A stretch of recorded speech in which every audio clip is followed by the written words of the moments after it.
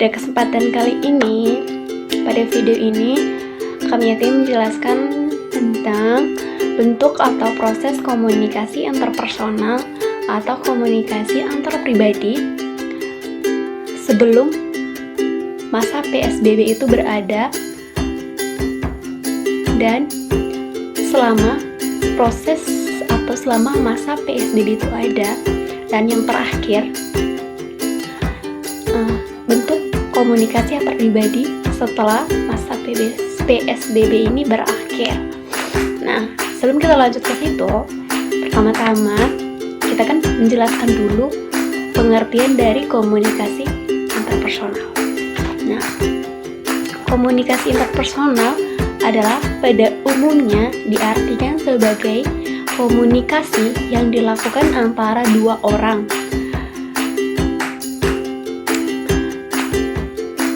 baik secara langsung maupun tidak langsung. Secara tidak langsungnya itu melalui WhatsApp, Facebook, Instagram, atau Twitter. Itu secara tidak langsungnya. Nah, atau komunikasinya pun itu biasanya terjadi dalam jarak jarak tertentu. Biasanya bisa dengan jarak terdekat, bisa juga dengan jarak terjauh. Jarak terjauhnya tadi itu kita bisa gunakan media tadi itu, atau komunikasi secara tidak langsung. Nah, intinya dari komunikasi atau kata kunci dari komunikasi antara personal ini, kata kuncinya itu komunikasi yang melibatkan dua orang. Nah, itu guys pengertian dari komunikasi interpersonal secara umumnya. Nah, berikutnya saya akan menjelaskan tentang bagaimana sih proses komunikasi interpersonal sebelum PSBB itu berakhir. Untuk lebih jelasnya, mari kita bersama-sama simak video berikut ini.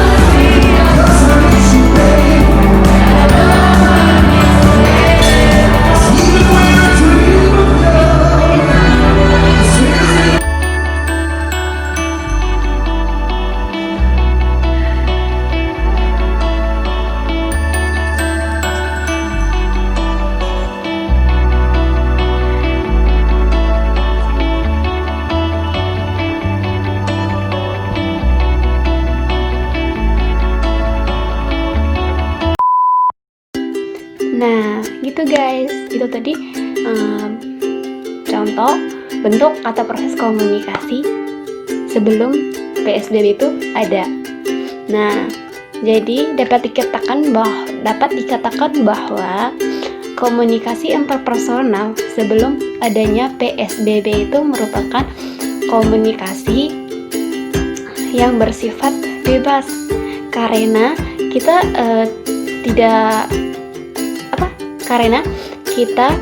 tidak dibatasi jarak dan jauh, belum ada menggunakan masker atau bagaimana gitu kan.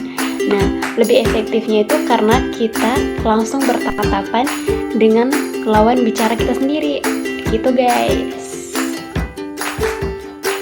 Selanjutnya saya akan menjelaskan tentang komunikasi antar pribadi selama PSBB berlangsung. Sebelumnya kan Ayu udah jelasin komunikasi antar pribadi sebelum adanya PSBB. Waktu sebelum ada PSBB, belum kenal adanya COVID-19, kita semua kegiatannya secara normal. Kuliah kita bisa tatap muka, kita bisa secara langsung ke kampus. Tapi karena adanya pandemi COVID-19 yang datang ke Indonesia saat ini, pemerintah mengeluarkan kebijakan adanya PSBB, work from home, dan social distancing. Kuliah yang biasa kita lakukan secara tatap muka sekarang diubah jadi kegiatannya di rumah. Kita harus kuliah secara online. Bahkan kalau mau hangout sama teman pun kita nggak bisa karena kita nggak boleh keluar rumah. Berikut contoh dari komunikasi antar pribadi selama PSBB berlangsung karena harus adanya jarak antar pribadi dan komunikasi tidak bisa dilakukan secara tatap muka langsung. Kita lakukannya secara online. Kecuali ada keadaan mendesak. Jadi selama PSBB ini atau kuarantin, kita melakukan kegiatannya secara online. Berikut contoh dari komunikasi antar pribadi selama PSBB berlangsung.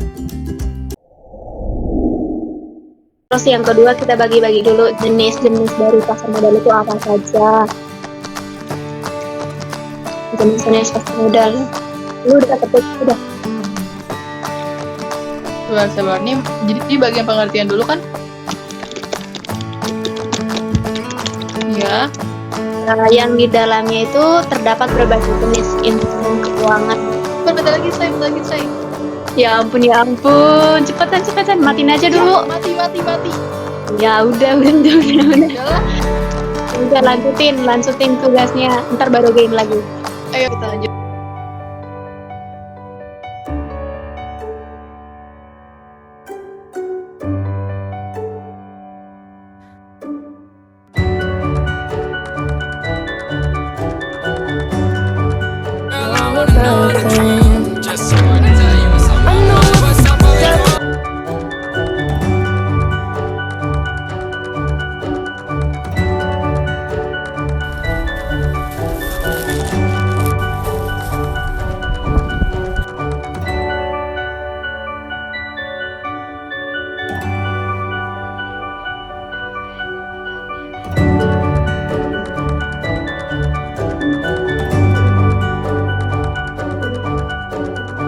Selanjutnya, komunikasi antar pribadi setelah PSBB berakhir akan dijelaskan oleh Pamela. Ini adalah komunikasi interpersonal setelah PSBB. Setelah kita menjalani PSBB selama beberapa bulan, pemerintah akhirnya membuat kebijakan yang itu new normal atau bisa kita bilang sebagai cara hidup baru di tengah pandemi corona yang angka kesembuhannya sudah meningkat. New normal itu sendiri merupakan percepatan COVID-19 dalam bidang kesehatan, sosial, dan ekonomi. Namun walaupun kita udah bisa melakukan kegiatan sehari-hari kita seperti kerja, kuliah, atau sekolah, pasti rasanya akan berbeda.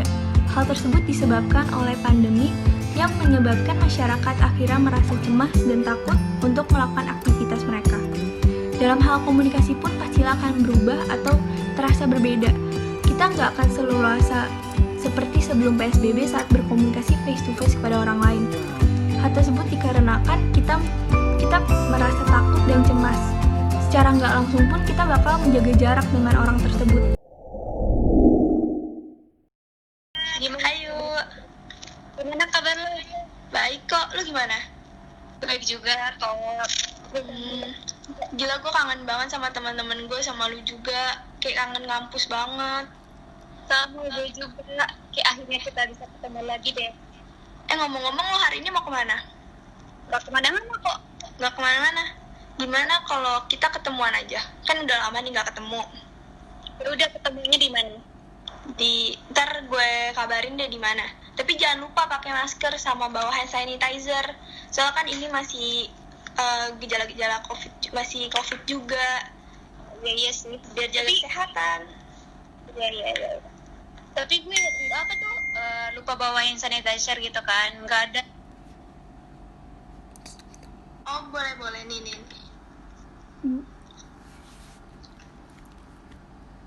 Oke, sampai ketemu nanti, dadah yuk.